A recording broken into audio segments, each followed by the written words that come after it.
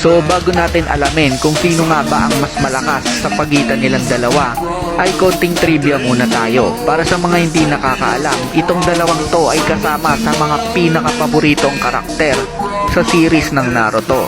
At sila din ang nakakuha ng pinakamatataas na score sa history ng Konoha Academy. Ang nangunguna nga ay itong si Minato, while pumapangalawa naman itong si Itachi. And hanggang sa ngayon nga ay wala pa din nakaka-break ng record nila. Pero sino nga ba ang mas malakas? Bali mahirap kasi ipagkumpara tong dalawa na to dahil parehas silang prodigy ng Konoha at parehas ding matalino. Kumbaga if ever na maglaban sila ay parang nagche-chess lang dahil kontrahan ng strategy ang magaganap na labanan. Pero aalamin natin kung sino nga ba ang mas malakas based lang sa aking honest opinion. Kung strategy ang pag-uusapan ay para sa akin mas lamang itong si Itachi.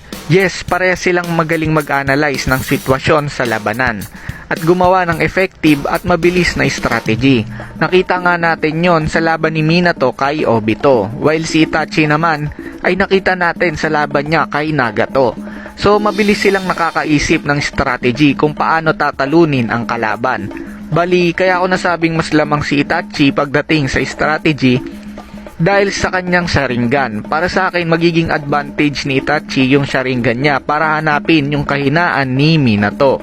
And mas mabilis siyang makakaisip ng strategy dahil nga sa abilidad ng Sharingan niya. Pero kung bilis naman ang pag-uusapan ay walang duda lamang na lamang si Minato.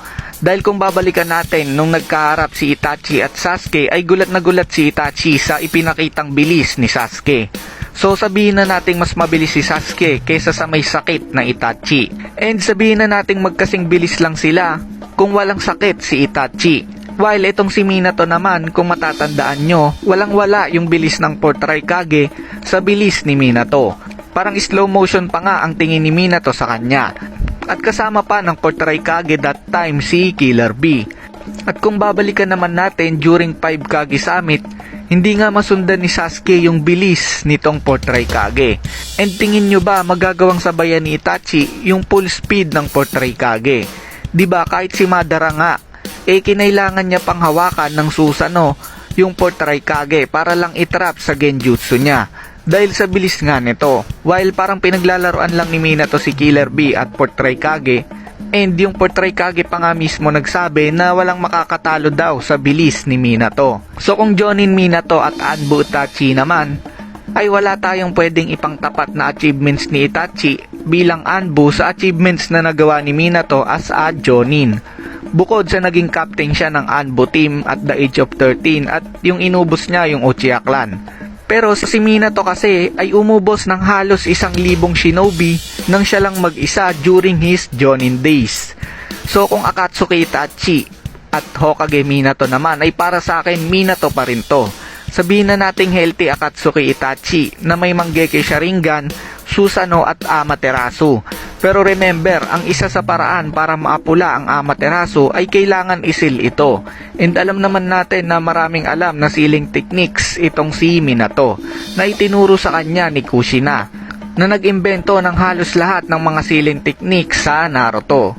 At sa bilis ni Minato, hindi siya basta-basta matatamaan ng Amaterasu ni Itachi. Tulad nung nangyari kay Sasuke, diba? Hindi niya mahuli ng Amaterasu yung 4th Raikage. So X na agad yung Amaterasu ni Itachi kay Minato. And yung Susanoo naman ay tingin ko kaya din tong gawan ng paraan ni Minato gamit yung Toad summoning niya. At saglit lang din naman nagagamit to ni Itachi dahil napakalakas nga nito kumain ng chakra. Bali ang pwede lang maging alas dito ni Itachi ay yung genjutsu niya. Pero matalino kasi itong si Minato. So hindi siya basta-basta mahuli ng genjutsu.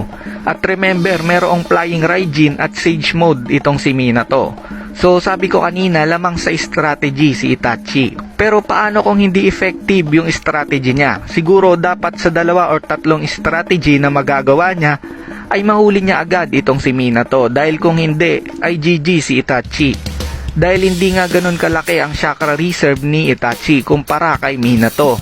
Kung Edo Itachi laban kay Edo Minato, so Minato pa din to para sa akin. Dahil kahit unlimited chakra na itong si Itachi, ay meron namang QB chakra mode itong si Minato. So mas lalong hindi nagagana yung Amaterasu ni Itachi dahil hindi na nga tatabla nito si Minato dahil sa chakra ng QB. At yung Susanoo ni Itachi laban sa Tail Beast mode ni Minato ay hindi pa din kaya dahil hindi nga full form yung Susanoo ni Itachi. So ang pwede lang makasabay sa Tail Beast mode para sa akin ay yung full form Susanoo. May chance lang na manalo yung Edo Itachi laban sa Edo Minato kung walang QB si Minato at kung naka-Eternal Mangekyo Sharingan si Itachi. Pero sa tingin ko, isa to sa pinakamagandang laban kung sakali.